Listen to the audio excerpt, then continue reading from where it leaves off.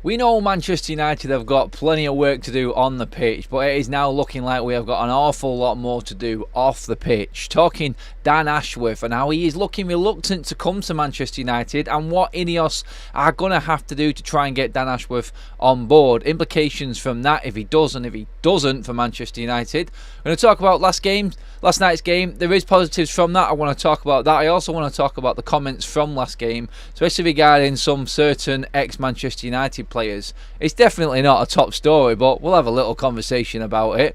And obviously into the loan watch, into the incomings and outcomings as well. Updates on that every single day. You know that score. You know the score here on United Forever. Forever United TV even. Jesus Christ, Adam. Talk about a tongue-twisting morning. I think I'm still recovering from last night's game. Hello, everyone. Welcome to the chat. Yes, we are United Forever, but Forever United TV would work a lot better. FUTV. Wakey, wakey. Oh, let's get into the show, guys. Thanks for joining us, everybody. Hope you were all recovered from last night. I know it was a late one. It was a incredibly late one for me. And yeah, I am feeling the effects of it this morning. I was feeling the effects of it this morning. Nothing a quick, nice shower won't sort out and get ready for the day. Hopefully in the positive mind frame going ahead. I hope you all got to work okay. Hope you're all having a fantastic one so far, wherever you are in the world. I'm already starting the polls off. You know what I'm like. I like a good morning poll. Just give me your mood right now, people. I want to know how you're feeling after last night's game. There's a few options for you there in the poll. Let me know. I've got a feeling I already know where it's going to go. I made an obvious suggestion within the poll. I think a lot of people are just going to go for anyway, but yeah, hope you're all fantastic. So today I want to be talking about Dan Ashworth and Manchester United's approach, or what we're going to have to do to get Dan Ashworth on board, because according to reports, and this has gone under the radar a little bit, The Independent were reporting that Dan Ashworth is currently reluctant to join Manchester United due to the extent of his role at Newcastle United. Now, you could say, yes, it's Newcastle. You could say, yes, it's Manchester United.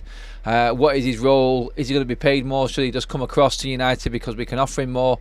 It's been reported that United will have to offer a significant package for Dan Ashworth to come to Manchester, to lure him in, basically. I'll read through the rest of the piece, actually.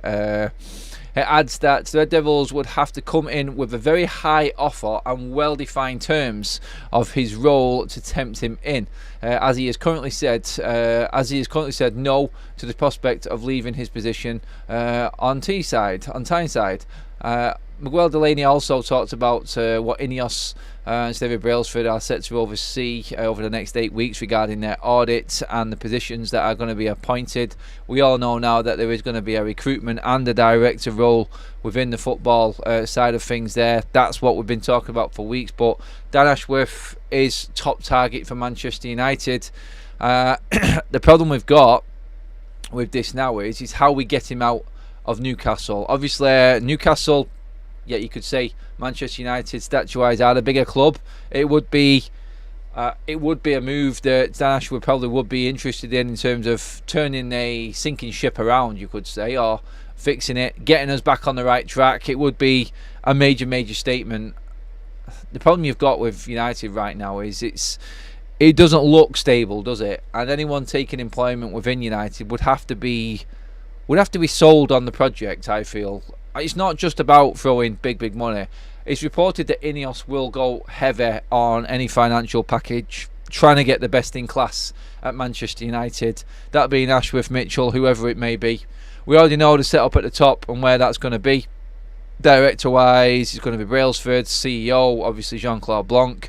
I think we're pretty set on that one. So, all eyes on the director of football role and recruitment side of things. I think Mitchell will be easier to get if he wanted to go down that road, because obviously he just left Monaco, but Ashworth is the one.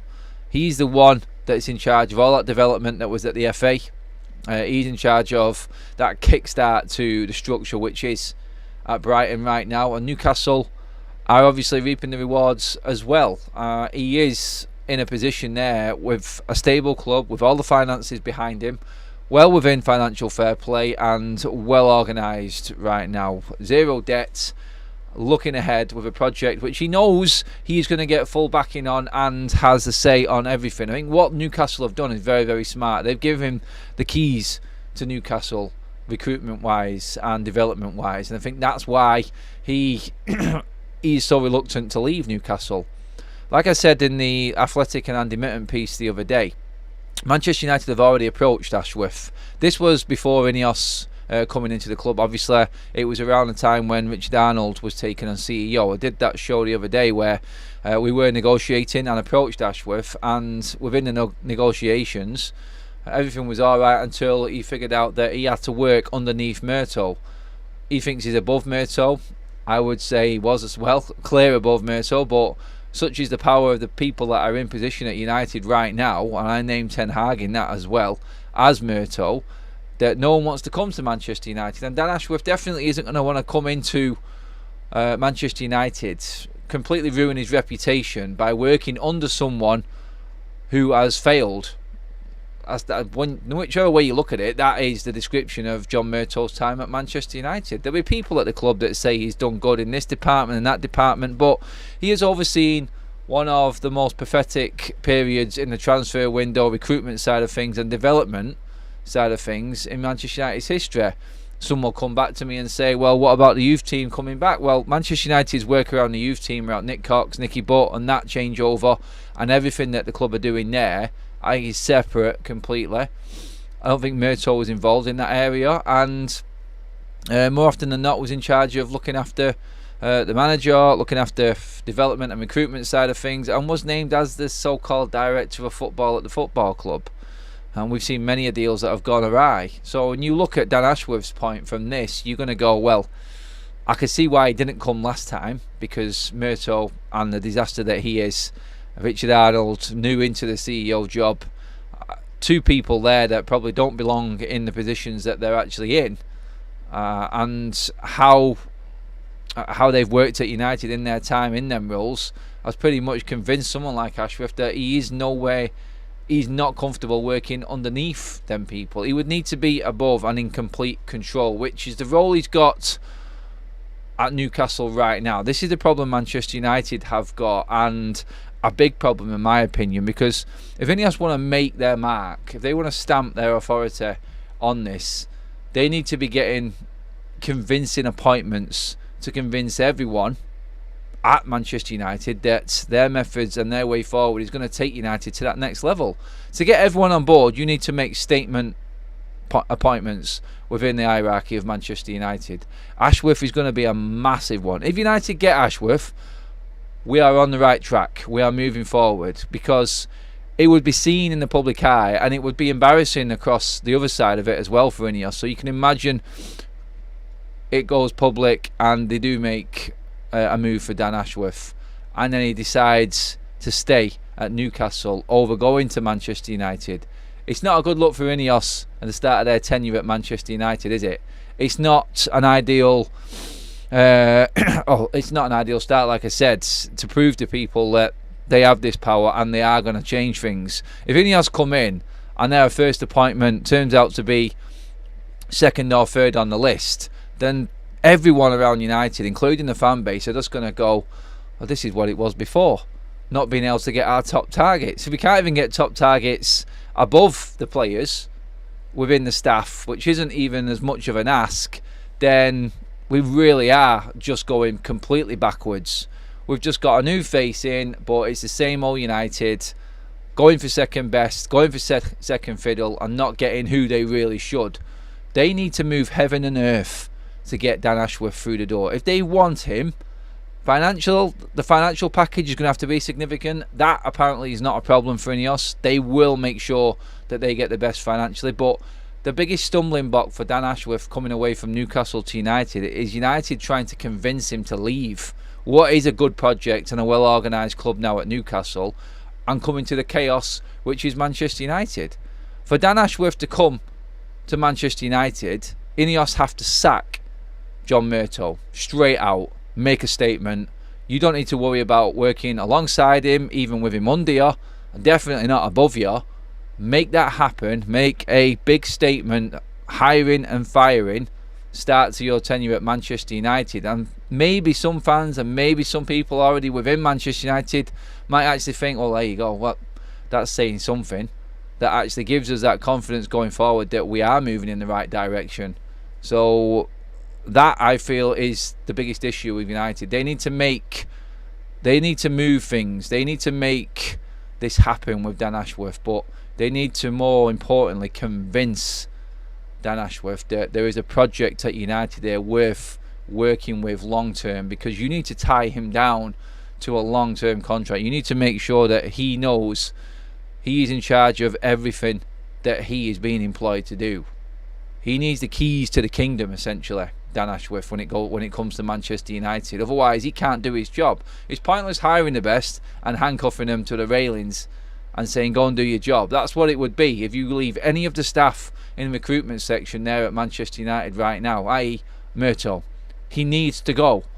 The club needs to sack John Murto straight out the box. Otherwise, you can forget about anyone else coming in. We already know this, proven with Dan Ashworth, and why, like I said, with the article that went out with The Athletic, that they were negotiating for him to come in, but he wouldn't do it simply because he wouldn't work underneath John Murto. There's a clear and obvious pathway to United there, and you can say to Ashworth, with that move there, sacking Murto, look, we know that this was a stumbling block before. We know that Manchester United have not been run well, but we want you to turn this club around, and there is no obstacles in your way. You are going to be given this, this and this. Straight out tell him. No one is going to say otherwise. You're going to be in charge of this and reporting to him. Simple setup, simple structure. Get him through the door, whatever it takes, because United are going absolutely nowhere without someone like that or that ilk at the football club. If we don't bring in Ashworth now, I think every United fan automatically is going to go, oh, really? No one else is good. We all know how good Ashworth is. We all know what he did with the FA. We all know what he's done with Brighton, and now working at Newcastle as well. Why do you think Newcastle moved heaven and earth, like I said, to bring him in there? It was a coup on its own, Newcastle getting him from the Brighton job he was doing. Obviously, I'm guessing they're paying him well, which I don't think is going to be a problem for United or Newcastle. It's actually convincing him that he is going to be able to do whatever he wants with all of the powers working with him at that football club to make his vision and what he sees going forward, make it come true. I can see why Dan Ashworth wouldn't want to leave Newcastle, only being there for a short period of time. So honestly, I look at it and I go, I don't know how we are going to do it. I don't know what the plan is for Ineos and Sir Jim Radcliffe. He has got a lot of influence. I think David Brailsford does. I think the likes of Jean-Claude Blanc and his experience around big clubs like Juventus and Paris Saint-Germain are only going to help the situation. But realistically, when you look at it, it doesn't matter who Ineos are bringing, it's who Ineos are moving on, which is the big thing on this. Because like the playing staff, Manchester United need to out some of the staff above the coaches as well before we bring in the best in class. We need to clear the decks, not just in the player department, not just in the coaching department, not just in the structure and staffing department. Everything needs to be wiped clean. And Dan Ashworth on football side of things is exactly where Manchester United need to be moving. Can we do it? How confident are you that we can actually make this happen? It's going to be a big one. It's going to be very interesting to see when they do take charge what happens instantly at the football club, if anything, and how long it actually takes. Because realistically, you want your structure in place before the summer window opens and the season ends. So how quickly can Ineos move in terms of hiring and firing within the hierarchy, within the staff above, in all the key director roles at the football club? That's what's important. Let's get into the chat and see what you guys are actually saying this morning. Hope you're all doing well. Like I said, everyone just arriving into the room now. Perfect time for your part of the show in getting into the comments. UK Strange says Paul Scholes roasting Jesse Lingard on Instagram.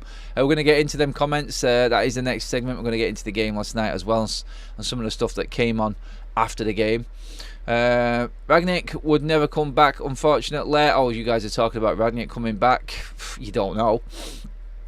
Ashworth would be insane to set fire to his career for anything attached to the bloody Glazers. That was from Patrick. Dobie is free. He might if Murto is gone and he's given the power of the he originally wanted. Dan Ashworth is busy doing deals for Newcastle, says Gary. He is, and this is why it's so difficult to get him out of there right now. Where else are we here with the comments? Mark says Ten Hag out. Adrian says Qatar equals money in the community. Money in the community. Ineos equals cost cutting. We are doomed. Ashworth won't answer to Joel. That's the problem. He will answer to Sir Jim Radcliffe though, and that will be the setup, I think, at Manchester United. Alien. Dobie says the fact that we haven't signed Ashworth yet is a joke. We can't sign him yet, Dobie. That's the thing. It shows you what a mess this club is. 25 rat isn't going to change anything. Maybe the leaky roof, but that's it. In terms of that leaky roof that you said United were actually fixing, the paper actually got the wrong stand in the picture as well. It's not the south stand that needs fixing. Crazy. Do a bit of research and get the pictures right. Murto is about as welcome as a fart in a jacuzzi, says Sat.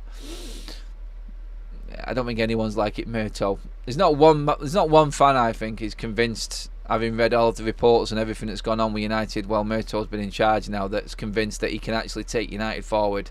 He has to be gone. Jonathan Dayton says cost cutting is a simplistic view, no offence intended.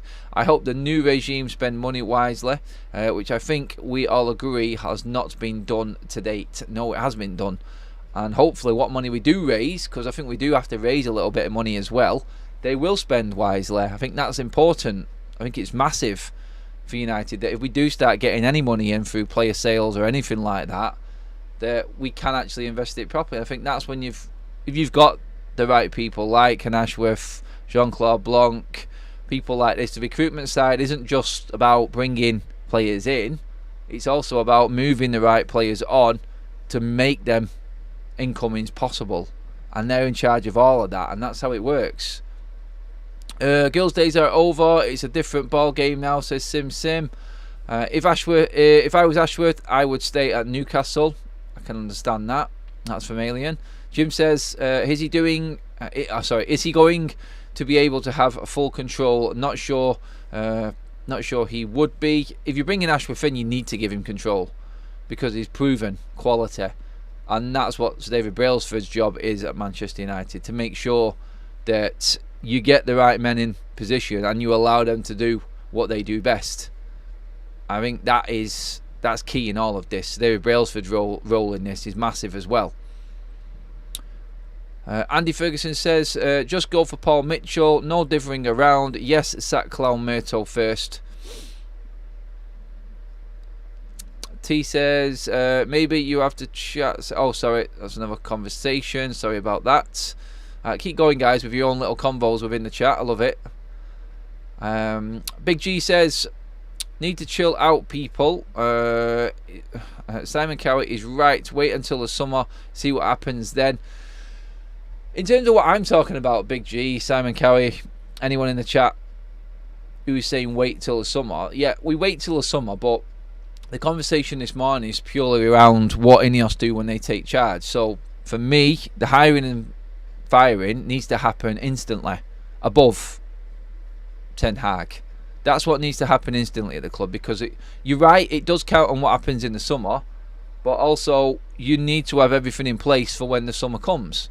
So you want to hit the ground running to have that summer, don't you? And that only happens if you've got the likes of Ashworth, Mitchell, Jean-Claude Blanc and Sir David Brailsford. We know that they're going to be in place. We've seen Jean-Claude Blanc last night. So, yeah, I think that was a big enough statement as to what is going to happen.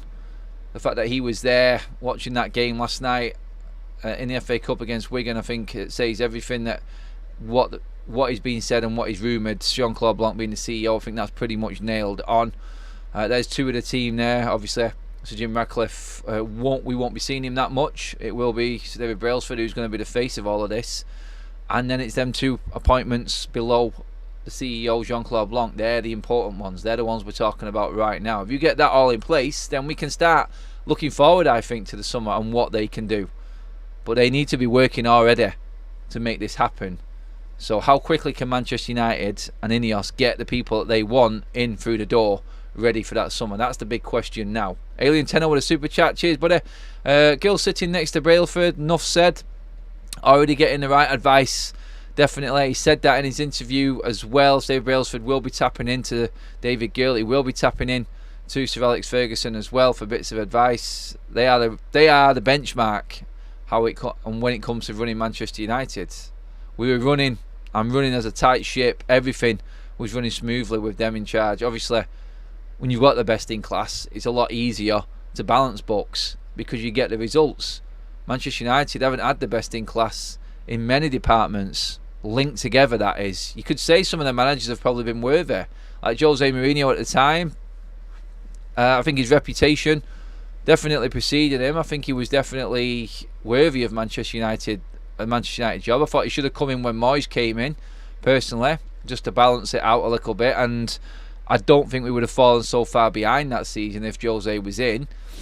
But we never had the right men above him. Ed Woodward was a massive mistake from Manchester United in the football side of things. And yes, while the commercial side was running great and the Glazers were happy with that, the club was just falling further and further behind to the point of where we are now. We keep waiting for the summer every year, and when the summer arrives, we are never ready. No, we're never ready, Charles. We're not. But this time has to be different because it's different ownership, and that is on the football side of things. Please give the video a like, guys. Let's get up to 100 mark. You know the score, always the same.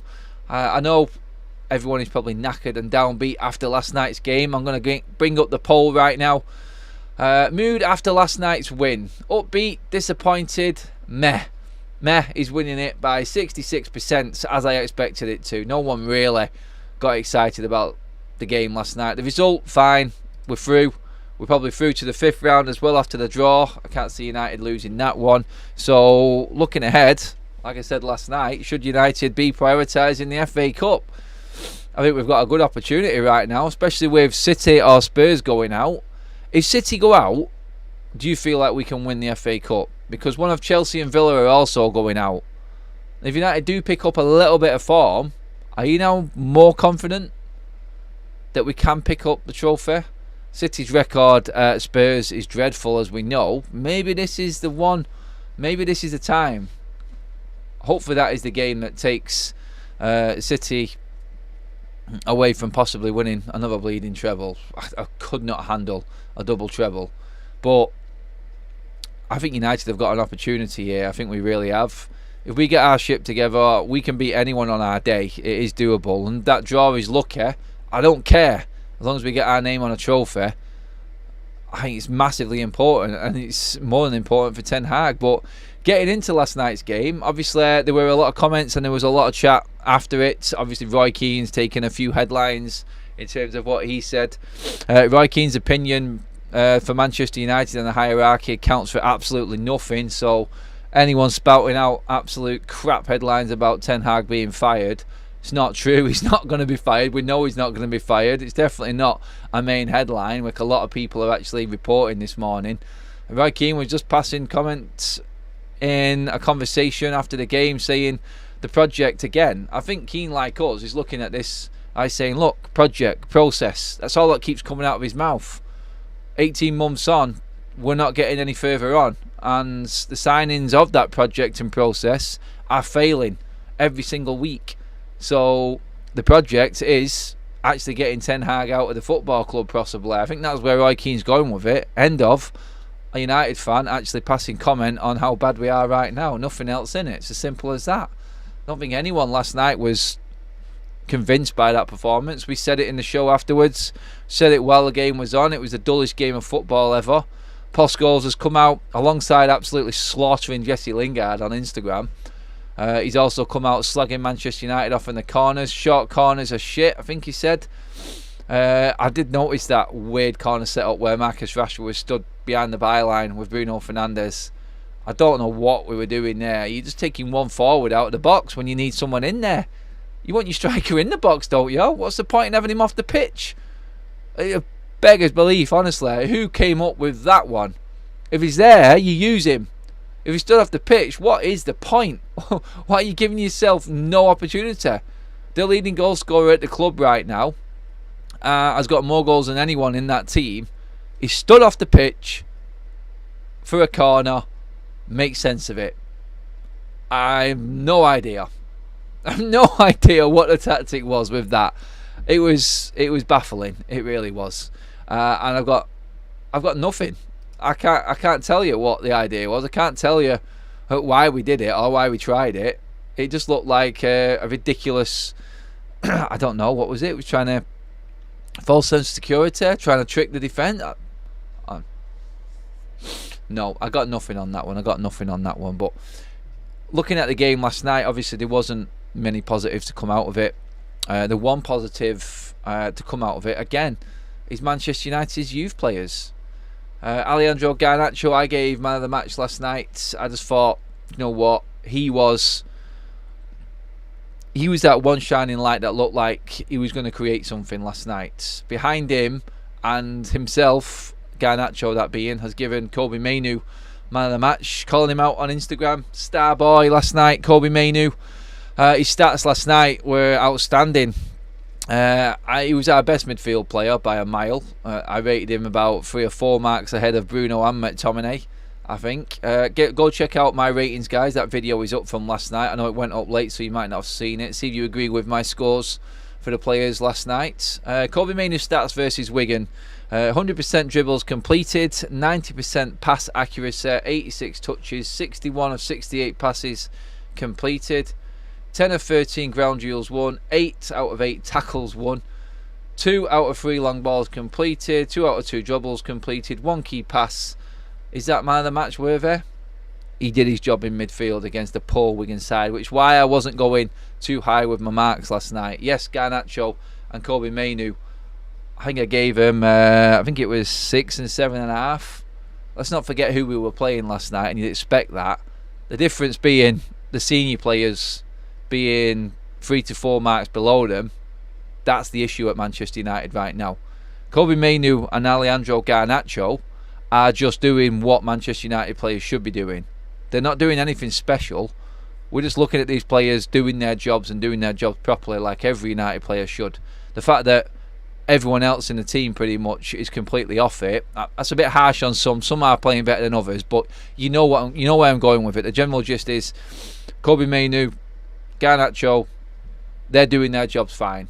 Nothing brilliant, nothing outstanding. What you'd expect from them players in them positions for Manchester United. The fact that they are so far ahead of everyone else with 6s and 7s out of 10 tells you exactly where everyone else is in this team and how underperforming they are. And there's Manchester United's problem. It's not so much we have got world-class players. They could be world-class players, but I will never label Kobbie Mainoo and Garnacho world-class yet. I don't think we need to be building up these players to something they're not. They're still both teenagers. You look at the likes of Facundo Palestra, who's got 3 or 4 years on these two and where he is, and you can see how much development we've still got to come from Garnacho and Kobbie Mainoo. It is really exciting to watch these players, but they are just doing what they're expected to do for me, and that's fantastic, only because the rest of the team is crap. And you've got underperforming players like Bruno Fernandes, who I think I scraped a 4 together for Bruno last night, even with his goal. He did buy that penalty. He did what he had to get his team over the line as a captain. I mean, everyone these days dives, so I'm not going to go in on the dive or make too big a deal out of it. We didn't cheat. We still won the game, even without that penalty. We was comfortable. But for Bruno Fernandes to be miles behind the likes of Garnacho and Mainoo, that speaks volumes right now. It really does.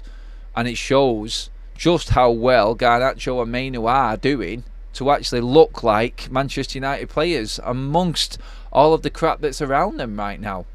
It is a positive. I'm taking it and I'm grabbing it and I'm holding on to it, and I'm hoping that this team don't bring these players down.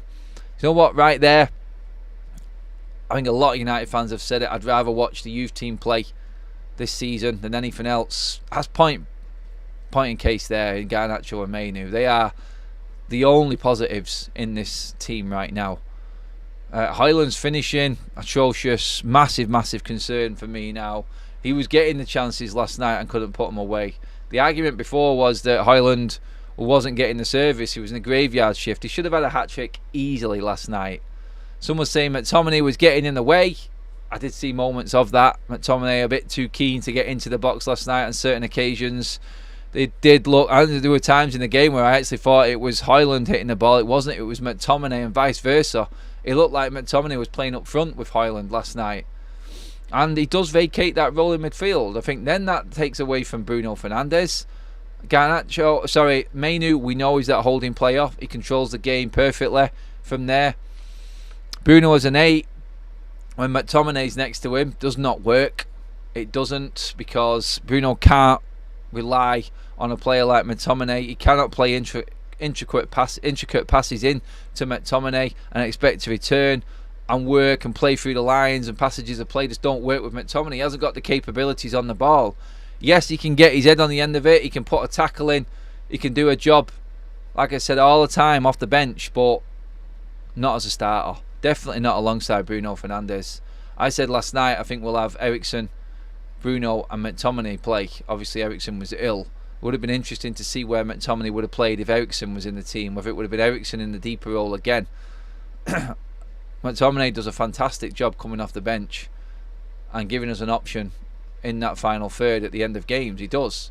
Or even when we need someone big when we're defending, just to clear balls and crosses. That's his role for me. Nothing else. Nothing else. Dolby says, Adam, Highland had an off day. Yes.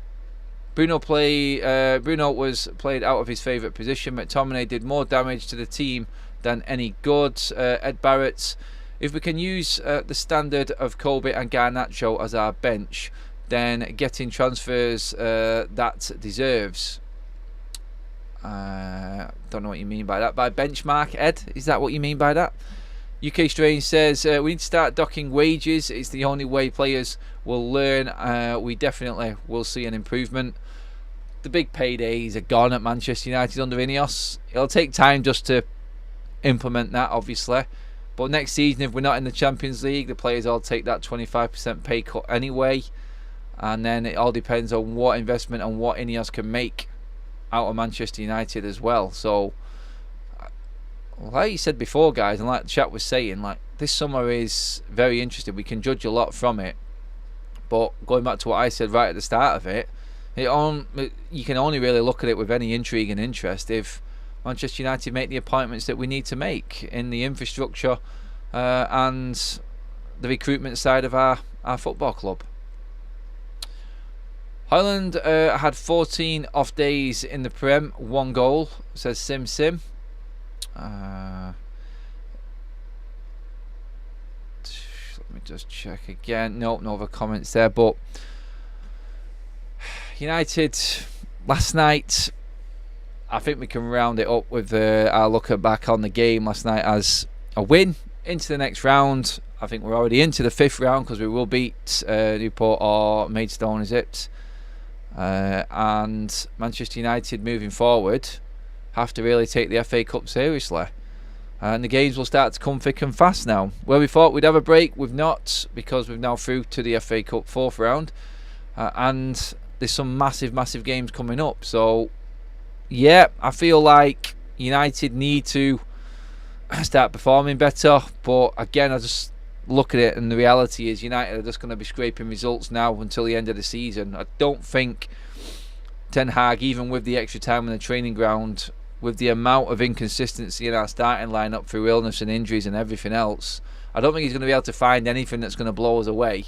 Just expect United to be playing for results from now until the end of the season is what I say. Updates as promised on everything else going on with United. So loans in and out wise. So the outings, the updates are obviously Facundo Palestra, Sevilla, Everton was 1. Sorry, no, that was Hannibal. Sorry. Everton and Sevilla are looking at loaning out Hannibal. That's up to him now. Negotiations between are all ongoing. Facundo Palestra has a lot of interest. Villarreal, obviously, LA Galaxy and PSV. That was the story last night. He's got a big decision to make.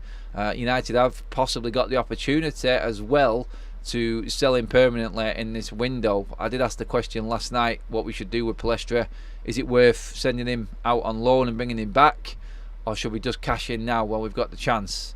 Joe Hugill and Dan Gore will possibly also go out on loan as well, and I think that's right for them too. Especially, we've heard rumours that obviously Dan Gore will be going, or could possibly be going to Dortmund. I would love for that to happen for him. That would be a brilliant move for him and fantastic for his development. So yeah, really intrigued and really interested to see where Hugill and Dan Gore end up, because both players now contracted up. I know Joe Hugill is negotiating a new contract as well right now. So yeah, the rumours were before this season regarding Palestra that his contract would be negotiated, but now we're hearing that Ten Hag definitely doesn't rate him and doesn't want him at Manchester United. So that's another interesting one where we go with that. And again, why I was talking last night about what United's position is and do they cash in on Facundo Palestra now. So yeah, interesting to see how Palestra pans out, probably more than anyone right now.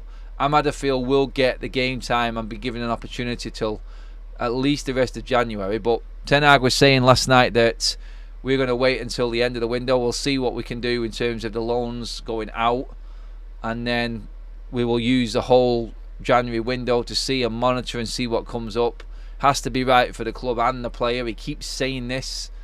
He keeps putting it on the players' toes. Can you handle Manchester United? Because I think Ten Hag is realising how important, how difficult a job it is managing Manchester United and managing players and their expectations at Manchester United. It's that stage, isn't it? 18 months to 2 year period where you start finding out with these managers, and you start learning exactly how difficult a job it is to be Manchester United manager. Let's just get into the chat a little bit more again. Extremely poor performance last night. I don't think Ten Hag is the answer. I don't trust his decisions, says John O'Neill. Hello guys, alright Danish, hope you're doing well. Please don't forget how many European goals Rasmus scored, guys. Yes, he got 5, which was good, but we do need some Premier League goals. It is important. Please, he has got 6 this season.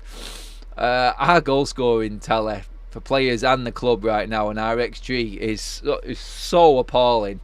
It is an absolute disgrace, isn't it? It's embarrassing, in fact, it really is.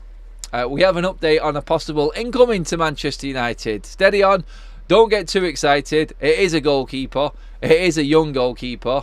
United are closing in on Scotland under-19 goalkeeper Callan McKenna from Queen's Park Rangers. United apparently have fended off interest from Arsenal for the goalkeeper, but yeah, for us right now and where this fan base is, not one to get too excited about. Another prospect possibly for the future, but in terms of incomings for Manchester United, a few tiny little rumours regarding oh god, what's the player called now? I completely forgot the name of him. But another striker, but nothing, just talking about coming to the Premier League. The name will come back to me. Lille striker, the Canadian striker, the one that Tim goes on about all the time. Jonathan David, that's the one, yes. Looks like with his contract running out in 2025, he's entering that sort of twilight period of his contract where clubs commit and go in because they know they can negotiate a different deal. If he holds ball or holds counsel, he will get his move to the Premier League. That's where he wants to go. Where he will go, I do not know. United obviously have always been linked with Jonathan David. Decent goal scoring again this season. Another 10 goals so far this season for him. Player that keeps on improving and improving. But past that, absolutely nothing in terms of definites for Manchester United at all. So yeah, guys, that pretty much rounds everything up. And I'll just check the poll before we finish up, which is 64% are saying meh in terms of that win last night. 10% are actually upbeat after the performance last night. Credit to you.